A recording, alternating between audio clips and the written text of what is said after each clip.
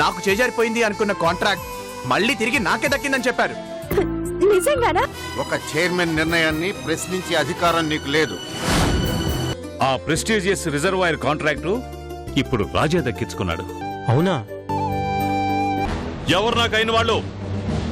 నన్ను సర్వనాశనం చేయాలని చూసిన ఆ రాజాగాడా? నాకు బిజినెస్ లేకుండా చేసిన నీ మరిది కృష్ణ.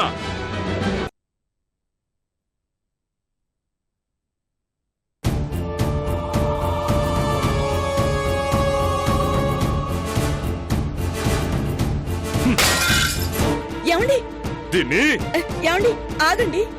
ఏంటి పని? మధ్యలో ఈ ఫోటో ఏం చేసింది?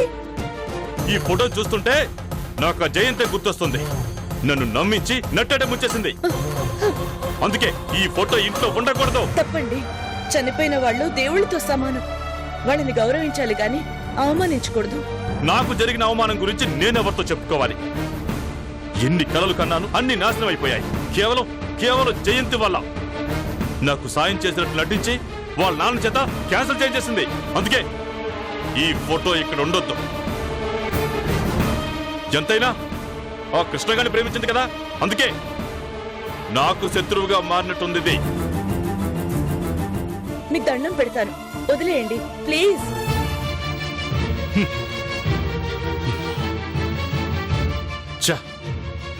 అన్నీ బాగుంటే రేపు సెంట్రల్ మినిస్టర్ చేతుల మీదుగా ఒక పెద్ద ప్రాజెక్ట్ అందుకునేవాడిని.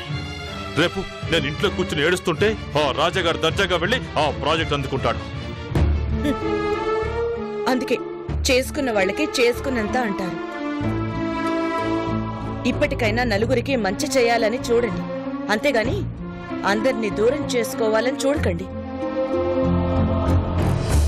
మంచి మనసుంటే అంతా మంచి జరుగుతుంది.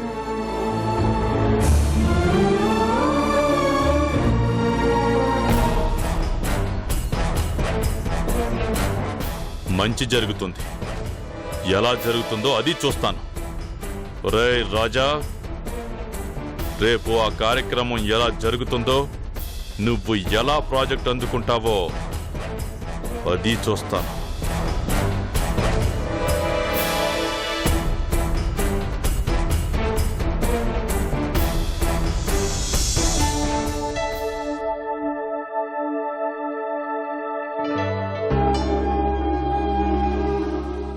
చాలు రామయ్య.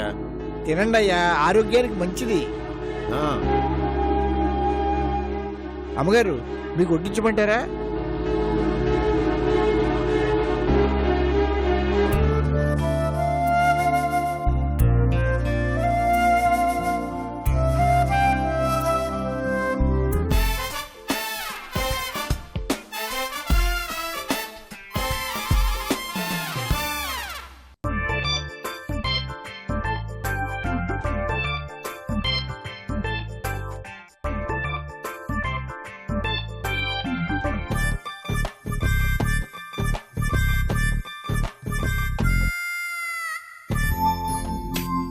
ఏంటి బాబు, భోజనం చేయకుండా అలా వేలుతో తిప్పుతున్నారేంటి?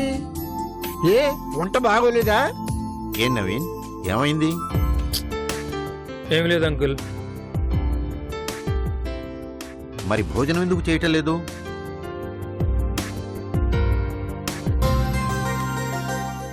చూసారా అంకుల్, భోజనం ఎందుకు చేయట్లేదని మీరు అడుగుతున్నారు కానీ ఎందుకు తినట్లేదని జై అసలు అడిగిందా?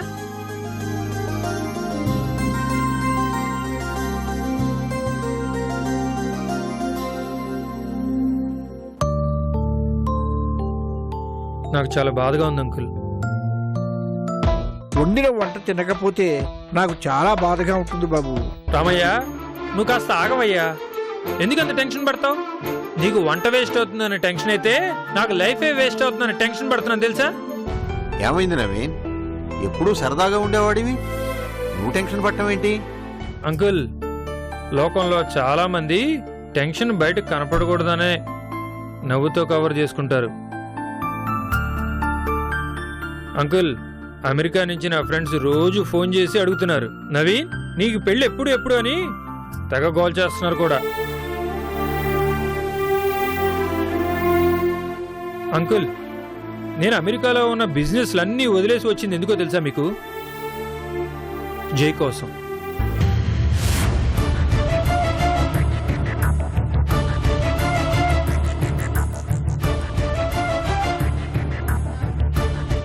ఫార్మాస్యూటికల్ కంపెనీలో పార్ట్నర్గా చేరే కంటే తనకు పార్ట్నర్గా బతికే అవకాశం వస్తుందని వచ్చాను అంకుల్. సారీ జయ, ఈరోజు నువ్వు నన్ను కోపంగా చూసినా నేను చెప్పాలనుకున్నది చెప్పేస్తాను. తర్వాత చెప్పుదురు గాని ముందు భోజనం చేయండి బాబు. Ramayya, please don't talk. Uncle, నేను కాస్త ఓపెన్గా మాట్లాడతాను, మీరేమనుకోకండి. అనుకోవటానికే ఉంది. ఎవరికి నచ్చింది వాళ్ళు మాట్లాడుకోవడానికి వాక్ స్వాతంత్రం ఉంది. చెప్పు. చెప్పడానికి ఏమీ లేదు అంకుల్. నా చుట్టూ చాలా మంది ఆడపిల్లలు వెంటపడినా నేను మాత్రం ఆ రోజు నుంచి ఈ రోజు వరకు ఇదిగో జేనే ఇష్టపడుతున్నాను. తను ఓకే అంటే నా లైఫ్ తనతో షేర్ చేసుకుందామని ఆశపడి వచ్చాను. వచ్చి ఇన్ని రోజులైంది. ఈ రోజు రేపు ఫార్మాస్యూటికల్ కంపెనీ కూడా మొదలు పెడతాం. ఇంకా నేను ఎంతకాలం ఆగాలి చెప్పండి?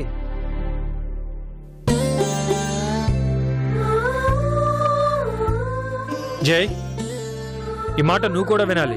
ఇవి నీకు సంబంధించినవే. చెప్పు, ఎంతకాలం ఇలా వెయిట్ చేస్తావు?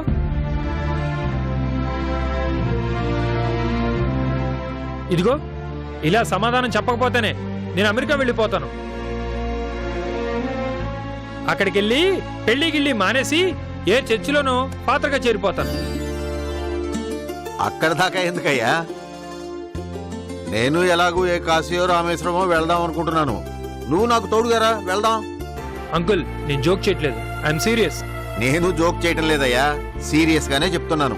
నువ్వు ఎంత మాట్లాడినా ఎలాంటి రెస్పాన్స్ వచ్చిందో నేను మాట్లాడినా కూడా అలాంటి రెస్పాన్సే వస్తుంది. అందుకే నేను తీర్థయాత్రలకు వెళ్ళిపోవాలనుకుంటున్నాను.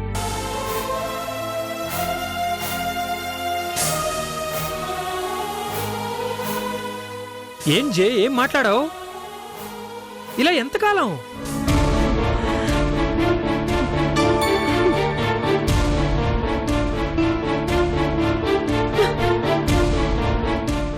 జై జై జై, పోనీ నీ మనసులో ఏముందో అదేనా క్లారిటీగా చెప్పు. జై, నిన్నే. బాబు, అమ్మగారు సమాధానం చెప్పలేదు. మీరు భోజనం చేయండి, వేస్ట్ అయిపోతుంది బాబు. పెట్టు, మొత్తం పెట్టు, ఏమి మిగల్చకుండా పెట్టు. ఆ, పెట్టు. ఏ కూరగాడై అలాగే బాబు.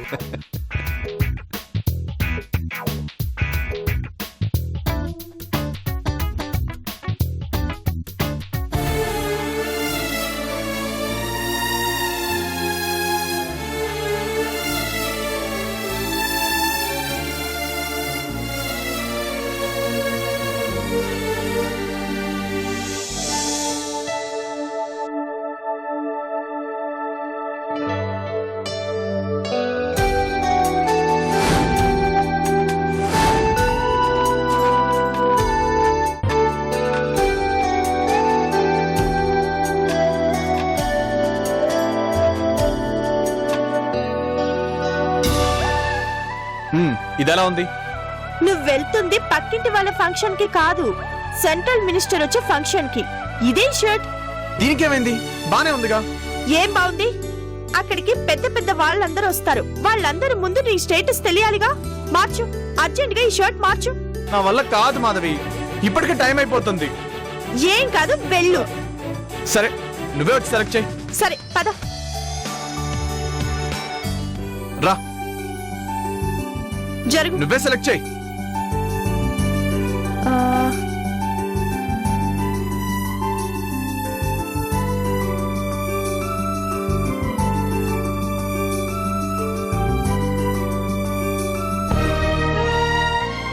ఇది వేసుకో. కరుణించావు తల్లి, తొందరగా బయటికెళ్ళు. త్వరగా కానీ. నువ్వు బయటికెళ్ళు.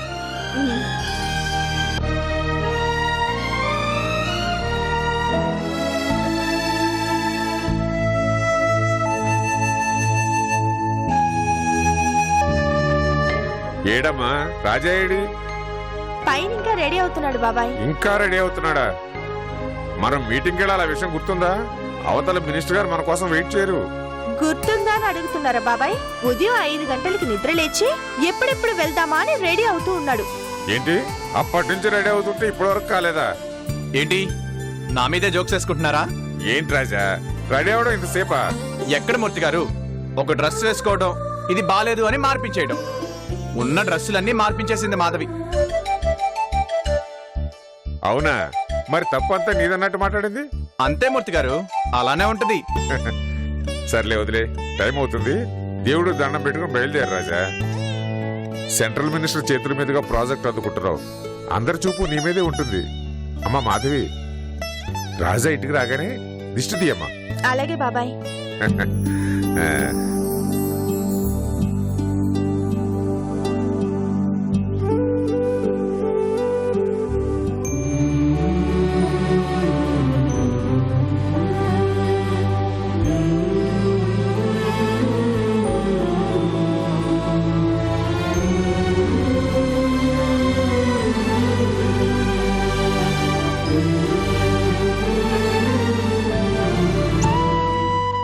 మూర్తి గారు, నన్ను ఆశీర్వదించండి. అయ్యో పైకిలే రాజా, నా కాళ్ళకి దండం పెడుతున్నావేంటి? నా ప్రతి సక్సెస్ వెనుక మీరున్నారండి. మీలాంటి వాళ్ళ దీవెనలు లేకపోతే నాకు ఈరోజు ఈ గౌరవం దక్కేదే కాదు. నేను ఎలా అయినా మంచి స్థాయికి రావాలని మీరు, మాధవి అందరూ కోరుకున్నారు కాబట్టే నా చేతులు దాటిపోయిన ప్రాజెక్ట్ మళ్ళీ నా దగ్గరికే వచ్చింది.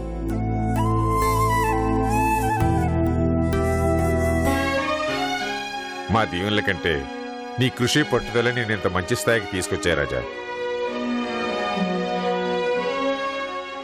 సరే, టైం అవుతుంది, బయలుదేరు. మాధవి ఎదుర్రా. నేనా? నేనెందుకు? ఏ ఎదుర్రావా? అయితే నేను వెళ్ళను.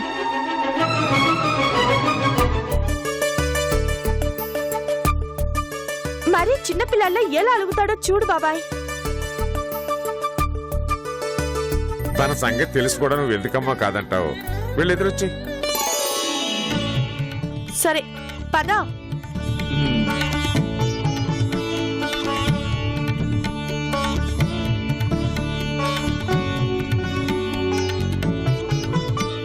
రామ్మా.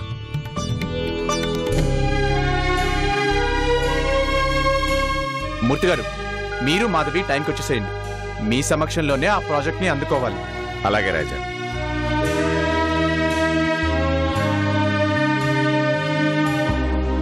వస్తాను. Bye. Bye. Bye.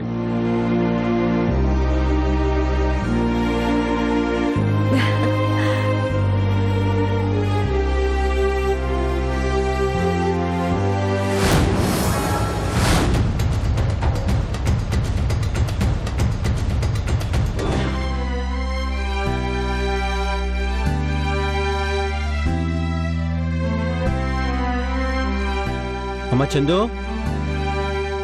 Chandu. Daddy. ఏంటమ్మా నువ్వు ఇంకా రెడీ అవ్వలేదా?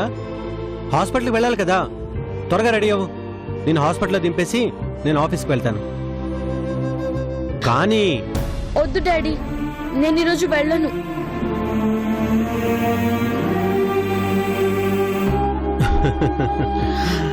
ఎందుకు డాడీ నవ్వుతున్నారు?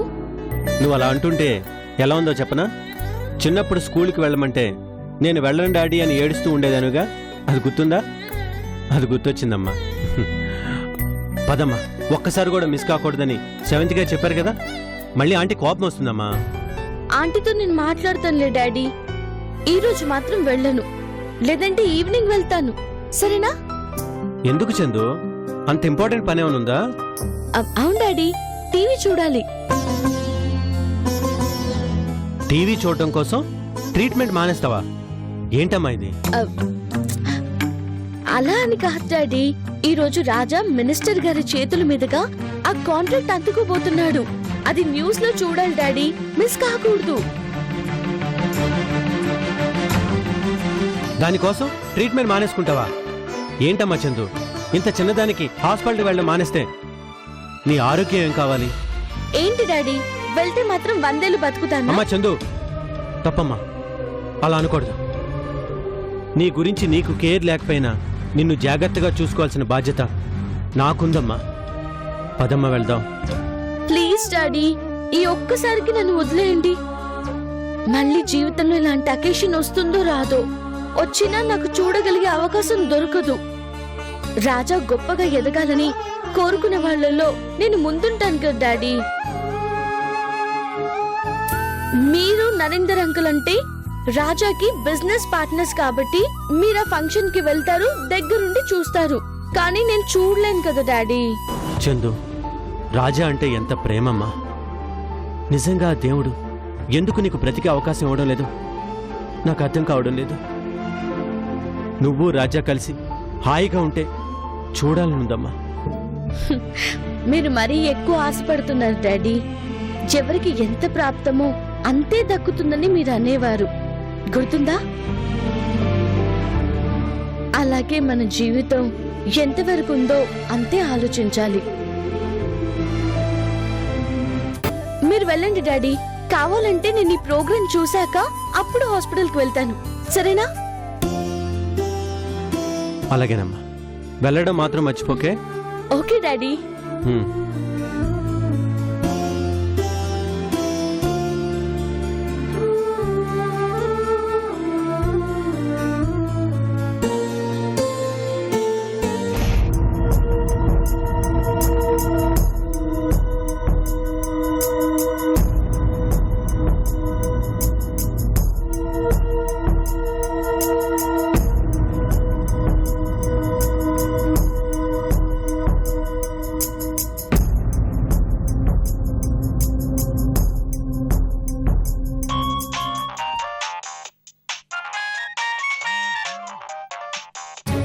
హలో సార్, నేను బయలుదేరాను.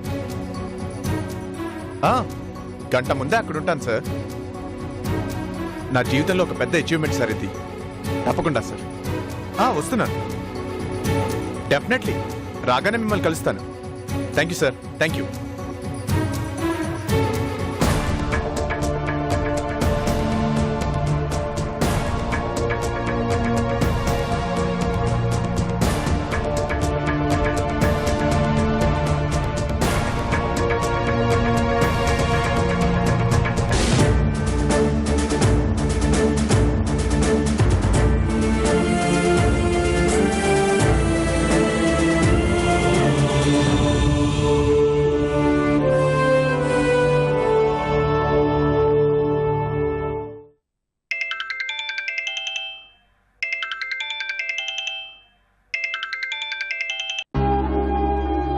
హలో.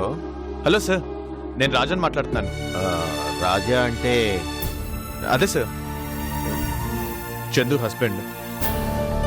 కృష్ణ గారు అల్లుడిని నేను రాజాని. రాజా, చెప్పావు. కంగ్రాచులేషన్స్, పెద్ద ప్రాజెక్ట్ సాధించావు కదా. అది నేను సాధించలేదు సార్.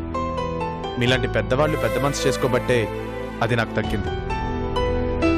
అందుకే మీకు థ్యాంక్స్ చెప్పాలని ఫోన్ చేశాను సార్. నాకెందుకయ్యా థ్యాంక్స్, నేనేం చేశానని? అలా అనకండి సార్. మీరొచ్చి ఆ ప్రాజెక్ట్ నుంచి వెనక్కి వెళ్ళిపోతున్నామని రాసివ్వకపోయి ఉంటే నాకు ఈ గొప్ప అవకాశం దొరుకుండేదే కాదు. మేం చేయటం లేదు కాబట్టి చేయటం లేదు అని రాసిచ్చాము, అందులో ఏముంది?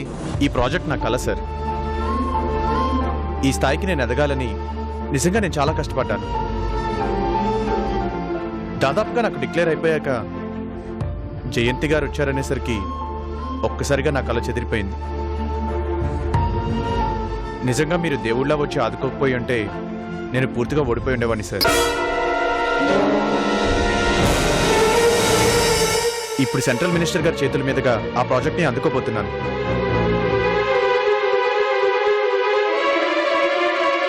అది కాగానే మీ దగ్గరకు వచ్చి మీ బ్లెస్సింగ్స్ తీసుకుంటాను సార్.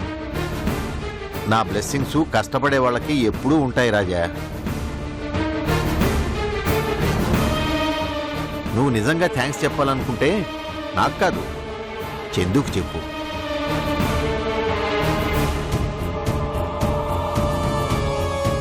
ఎందుకంటే ఆ ప్రాజెక్ట్ నుంచి మేము వెనక్కి వచ్చాము అంటే అది కేవలం చందు ప్రోద్బలం వల్లేనయ్యా.